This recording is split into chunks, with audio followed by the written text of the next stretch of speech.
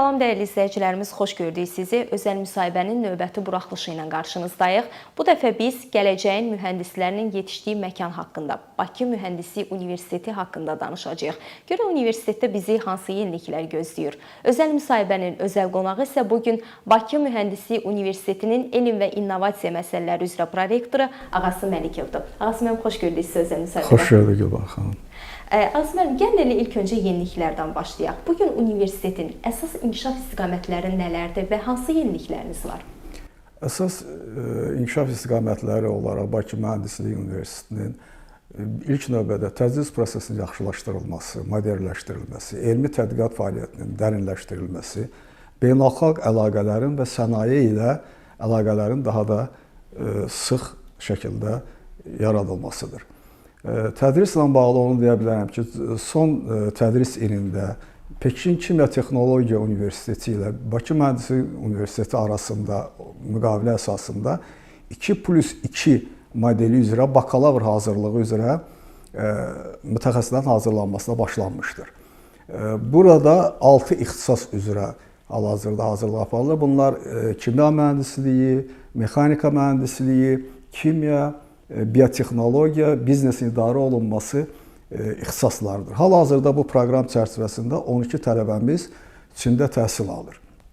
Bundan başqa cari tədris ilində Bakı Mühəndislik Universiteti ilə Pekin Kimya Texnologiya Universiteti birlikdə müştərək mühəndislik fakültəsi yaratmışdır. Burada kimya, biotexnologiya və mexanika mühəndisliyi ixtisası üzrə 3+1 modeli üzrə mütəxəssislərin hazırlanması həyata keçirilir. Bunlar bakalavr istiqamətlərdir. Bundan başqa biz Pekinin İnşaat və Memarlıq Universiteti ilə magistr səviyyəsində də mütəxəssislər hazırlanmasına başlamışıq. Bunlar burada hansı ixtisaslardır? Burada maşın öyrənilməsi, data analitika idarəetmə sistemlərində idarəetmə informasiya sistemləri və digər ixtisaslar üzrə mütəxəssis hazırlanır. Bu sahədə də bizim hal-hazırda 8 tələbəmiz içində öz təhsillərini davam etdirir. Bu il bizim universitetin 6 ixtisası beynəlxalq akkreditasiyadan keçərək sertifikat almışdır. Bunlar deməli IT, informasiya texnologiyaları, informasiya təhlükəsizliyi, kompüter mühəndisliyi, kimya mühəndisliyi, mexanika mühəndisliyi və elektrik və elektronika mühəndisliyidir. Və bu tədris ilində, növbəti tədris ilində daha 10 ixtisasın beynəlxalq akkreditasiyadan keçməsi gözlənilir. Bizim digər əsas istiqamətimiz elmi tədqiqatlarla bağlıdır. Son dövrlərdə bu sayədə bizim xeyli yeniliklərimiz vardır. Belə ki, son 3 ildir ki, bizim universitetdə nəşr olunan 6 jurnal hamısı ingilis dilində nəşr olunur. Bu da onların beynəlxalq auditoriyasını genişləndirir. Və son dövrlərdə qeyd etmək fərəhlidir ki, bizim universitetin jurnallarında xarici ölkələrdən, Niderlanddan, Hindistandan, Qazaxıstandan və digər Koreyadan və digər ölkələrdən alimlərin məqalələri bizim jurnallarda artıq nəşr olunur və bu da bizim jurnalların beynəlxalq reytinqinə təsir edir və bizim planımız belə ki, yaxın illərdə bizim bu jurnallarımız beynəlxalq nüfuzlu elm-metrik bazalarda, xüsusilə Scopus və Web of Science bazalarında biz onların indeksləşməsini gözləyirik. Bundan əlavə son dövrlərdə biz seriya beynəlxalq konferanslar keçirməyə başlamışıq. Bunlar mühəndis məsələlərinin, problemlərinin həllində menecment və idarəetmədir ki, bu konferans keçən il keçirildi və onun əsərləri Springer bazasında nəşr olunur və bundan başqa bu il daha kimya elm sahəsi, kimya mühəndisliyi üzrə də bir beynəlxalq konferans keçirdik və bu konferanslar gələcəkdə periodik olaraq keçirilməsini biz nəzərdə tutmuşuq. Və fərəhli haldır ki, bizim universitet son illərdə ilk minliyə daxil olan QS reytingdə 5 universitetdən biridir. Bu da bizim universitetin uğurlarından xəbər verir. Ağası müəllim, universitetinizin elmi laboratoriyalarında bugün hazırlanan tədqiqat işləri birbaşa real sənayeyə, belə də istehsalata tətbiq oluna bilirmi? Bəli, elədir. Bizdə universitetdə elm sahəsində həm fundamental tədqiqatlar, həm də tətbiqi tədqiqatlar aparılır. Bu tətbiqi tədqiqatların böyük əksəriyyəti bilavasitə artıq sənayedə tətbiq olunmuşdur. Mən xüsusilə bunların bir neçəsi mən deyə bilərəm. Xüsusilə kimya sahəsində bizim alimlərimizin yaratdığı yeni partlayıcı maddələr, raket yanacağı üçün olan komponentlər hazırlanır və s. Müdafiə Sənayesi Nazirliyinin obyektlərində, zavodlarında sınaqdan keçirilmiş və sübut olunmuşdur ki, bunlar həm qiymətcə, həm keyfiyyətcə öz xarici analıqlarından xeyli fərqlənirlər. Bu da onların da həyata keçirilməsi bizim ölkəmizin müdafiə qabiliyyətini xeyli yüksəldir. Digər neft kimyası sahəsində isə uğurlarımızdan deyə bilərəm ki, bu neft sənayesində işlədilən avadanlıqların korroziyadan qorunması üçün inhibitorlar və eləcə də neftlə çirklənmiş suların təmizlənməsi üçün reagentlər hazırlanmış və hal-hazırda o sənayedə tətbiq olunur. IT sahəsində mən deyə bilərəm ki, ölkəmizdə ilk dəfə olaraq aerokosmik çəkilişlər əsasında torpaqların analizi, onların məhsuldarlığının proqnozlaşdırılması, aqroekoloji zonaların yaradılması istiqamətində ilk dəfə olaraq AgroGPT adlı süni intellektə əsaslanan bir sistem yaradılmışdır. Bundan başqa sosial şəbəkələrdə trafik axınlarının öyrənilməsi, saxta profillər, erkən araşdırılması üçün modellər hazırlanıb, onlar da praktikada tətbiq olunur. Eləcə də telekommunikasiya sahəsində ən son 5G, 6G mobil rabitə şəbəkələrinin tədqiqi, radioelektron mübarizə vasitələri və s. bu kimi tədqiqatlar Müdafiə Universitetində, Milli Müdafiə Universitetində tələbələrə öyrədilir və onlar da öz tətbiqini tapmışlar. Çox gözəl. Bakı Mühəndisi Universiteti bilirik ki, beynəlxalq əlaqələri, eləcə də Koreyanın İNHA Universiteti ilə ikili diplom proqramları həyata keçirir. Ümumiyyətlə, baxın, bu əməkdaşlıqlar universitetimizin vizyonunu necə dəyişir? Tam doğru buyurursunuz. Son illərdə bir neçə ildir ki, bizim universitetlə Koreyanın məşhur İNHA Universiteti arasında ikili diplom layihələri üzrə mütəxəssislər hazırlanır. Bu əməkdaşlığın birinci mərhələsi artıq sona yetib. Biz bu ildən ikinci mərhələyə başlamışıq. Bu mərhələdə 4 ixtisas üzrə data analitikası, kompüter elmləri, elektronika mühəndisliyi və IT ixtisasları üzrə mütəxəssislərin hazırlanması nəzərdə tutulur. Bildiyiniz kimi Koreya yüksək texnoloji, texniki səviyyəsi çox yüksək olan bir ölkələrdən biridir və burada bizim tələbələrin orada oxumağı, onların dünya görüşlərinin artmasına səbəb olur. Onlar bilavasitə tədrisdə gördüyü bilikləri yerli yüksək texnoloji sahələrdə tətbiq edə bilirlər, orada öyrənə bilirlər. Ümumiyyətlə bizim son illərdə Cənub-Şərqi Asiyanın inkişaf etmiş, texnoloji səviyyədə inkişaf etmiş ölkələri ilə əməkdaşlığımız bizim tələbələrin səviyyəsinin artmasına, onların beynəlxalq komandalarda birgə işləmək qabiliyyətini, ümumiyyətlə onların səriştələrini, biliklərin artmasında çox önəmli rol oynayır. Bugün bilirik ki, süni intellekt həyatımızın hər bir yerindədir. Dünyanı idarə edən süni intellekt, o böyük verilənlər deyilir də və yaxud da alqoritmlərdə elə birbaşa riyaziyyata söykənir. Ümumiyyətlə, belə deyək, Memunun elmi mühitində bu müasir çağırışlara cavab verən, belə deyək də, yeni elmi istiqamətlər açılır. Tam doğru buyurursunuz. Doğrudan da son illərdə süni intellekt və big data həyatımızın bütün sahələrinə məişətdən tutmuş, ən yüksək səviyyəyə qədər hər yerdə tətbiq olunur və bunlar da təbii ki, riyaziyyata əsaslanırlar. Çünki heç bir elm riyaziyyatdan istifadə etmədən inkişaf edə bilməz, o elm səviyyəsinə çata bilməz.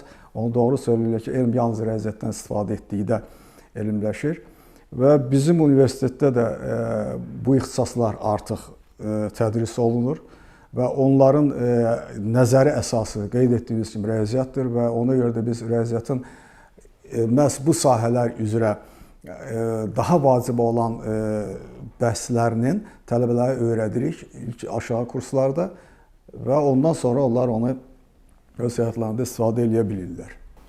Ağzı mən bir haşiyə çıxım. Deyirlər ki, riyaziyyatçılar, ümumiyyətlə o dəqiq elmlərə marağı olan insanlar dəqiqliyi sevirlər. Siz deyiləsiniz? Təbii. Sevirsiniz. Bəs bugün gənclərimizin texniki fənləri olan marağı sizi necə qane edirmi?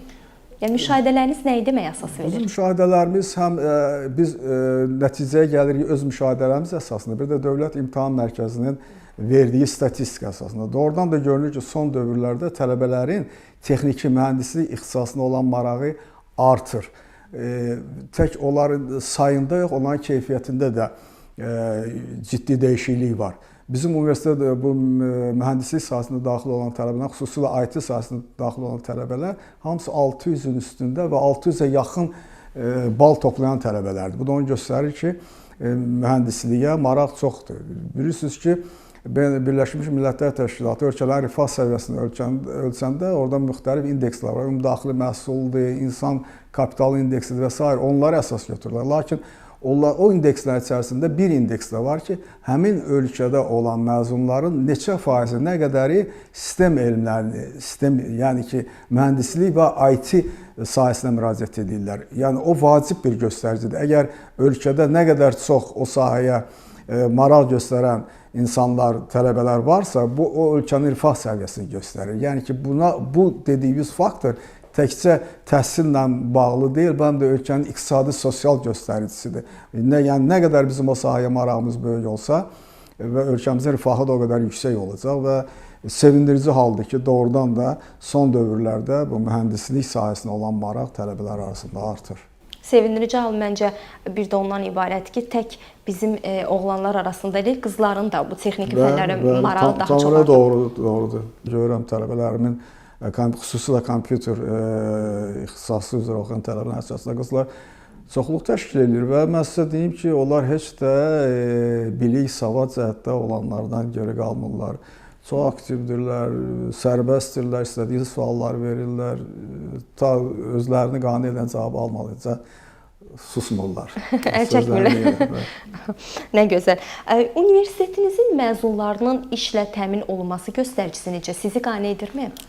Bilirsiniz ki, bu universitetin məzunlarının işlə təmin olunması bir çox faktorlardan asılıdır və o faktorlardan ən birincisi də ki, universitetin özünün deyək ki, sənaye ilə və deyək ki, kənd təsərrüfatı, bank sektoruna əlaqələrlə necə qurulub. Bu mənada bizim universitetə uyğun mərkəz, karyera mərkəzi o sənaye müəssisələri ilə, banklarla, digər özəl şirkətlərlə çox sıx əlaqələr saxlayır. Bizdə həmin şirkətlər master klasslar verirlər, müxtəlif yarmarkalar keçirdirlər, özlərini reklam edirlər. Bu da bizim tələbələrin iş tapmasına xeyli asanlaşdırır. Mən sizə bir neçə statistikanı deyim. Bizim tələbələrimizin son 3 ildə işlə təmin olunması statistikası belədir. 23-cü ildə 76,7%, 24-cü ildə 78,3% və 25-ci ildə 80,6% bizim tələbələrimiz işlə təmin olunurlar ki, bu da çox yüksək göstəricidir. Çox gözəl. Universitet sənaye əməkdaşlığı hansı səviyyədədir? Universitet sənaye əməkdaşlığı bizim universitetdə yaxşı qurulub. Bu onunla əlaqədardır ki, bizim universitetdə Azərbaycan universitetləri içərisində ilk dəfə olaraq texnopark yaradılıb. 2017-ci ildən bizim universitetdə texnopark yaradılıb və son dövrlərdə bu texnoparkda çox ciddi işlər görülür. Texnopark bizim universitetdə yaradılan biliklərlə sənayedə, kənd təsərrüfatında, bank sektorunda, özəl sektor və s. onlara tətbiq olunması üçün bir körpü rolunu oynayır və deyim ki, çox uğurlu bir körpü rolunu oynayır. Hal-hazırda texnoparkda müəllim, işçi və s. onların birgə məcmu 7000-dən çox tələbə, mütəxəssisi bir yerdə toplanır o texnoparkda. Onlar bir yerdə işləyirlər, çalışırlar və bizim texnoparkımız son dövrlərdə Ümumdünya Əqli Mülkiyyət Təşkilatının ISO 560-02 və ISO 560-05 standartlarına qoşulmuşdur və bu istiqamətdə çox uğurlu işlər görülür texnopark vasitəsilə. Biz həmin sənaye ilə əməkdaşlığı texnopark vasitəsilə həyata keçiririk. Ağası müəllim, ümumiyyətlə süni intellekt, bu texnologiyalar mühəndislik təhsilini necə dəyişəcək sizcə?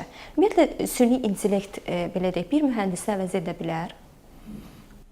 Bilirsiniz, bu sizin də qeyd etdiyiniz kimi, bayaq da mən qeyd etdiyim kimi, süni intellekt həyatımızın bütün sahələrinə təsir edir və o cümlədən də təhsildə və mütəxəssislərin hazırlanmasında. Təbii ki, indiki universitetdəki təhsil forması müəyyən bir müddətdən sonra bu süni intellekt inkişaf etdikcə dəyişəcək. Çünki süni intellekt bir çox məsələlərin həllini çox çevik həll etməyə imkan verir. Yəni əvvəllər bir məsələnin, bir problemin həllini bir neçə aya görürdüksə, artıq süni intellekti tətbiq etməklə biz onu bir neçə saatın içərisində, bir neçə dəqiqənin hətta içərisində həll edə bilirik. Ona görə də təbii ki, indi süni intellekt bu təhsil prosesində çox çevik etmiş və biz çalışmalıyıq ki, biz onunla ayaqlaşaq və onun tələblərinə, onun çağırışlarına cavab verək. Bu istiqamətdə də biz öz işimizi qururuq. Yəni vacib olan fənlər, vacib olan ixtisasları açırıq və önəmli olan da odur ki, biz çox tez-tez həm xaricdə, həm öz ölkəmizdə bu sahədə tanınmış alimləri həm onlayn, həm offlayn formasında dəvət edirik. Onlar bizim tələbələrimizə master klasslar verirlər və real problemləri bizim tələbələr o mütəxəssislərin dilindən eşidirlər, görürlər və ümid edirəm ki, yaxın gələcəkdə süni intellekt təhsil məzmununda bir xeyli dəyişikliklər eləyəcək və biz də çalışırıq ki, o dəyişikliklərə uyğunlaşaq. Və son olaraq Ağasəməd Bakı Mühəndislik Universitetinin kampusunda o gənclərin elmi olan həvəsini görəndə, laboratoriyalarda o enerjili gəncləri görəndə, baxın bir prorektor kimi, bir müəllim kimi, bir alim kimi ürəyinizdən keçən ən böyük əminlik nə olur? Mən sizə səmimi deyirəm. Mən bizim tələbələri görəndə gerçəkdən də mən Azərbaycan gələcəyinə ümidim çox böyük idi.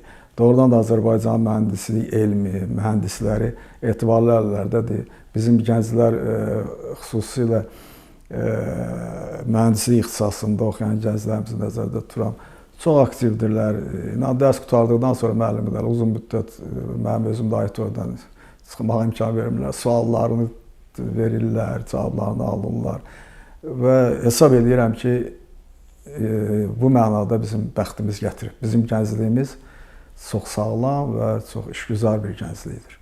Çox gözəl. Və təşəkkür edirik ki, özəl müsahibənin qonağı oldunuz, təklifimizi qəbul etdiniz. Çox sağ olun. Siz sağ olun. Belə dəyərli izləyicilərimiz, bununla da özəl müsahibə verilişi sona çatdı. Bir daha qeyd etmək istəyirəm ki, bugün özəl müsahibənin özəl qonağı Bakı Mühəndislik Universitetinin elm və innovasiya məsələləri üzrə prorektoru Ağasəməd Məlikov idi. Növbəti buraxılışlarda görüşmək ümidi ilə sağ olun.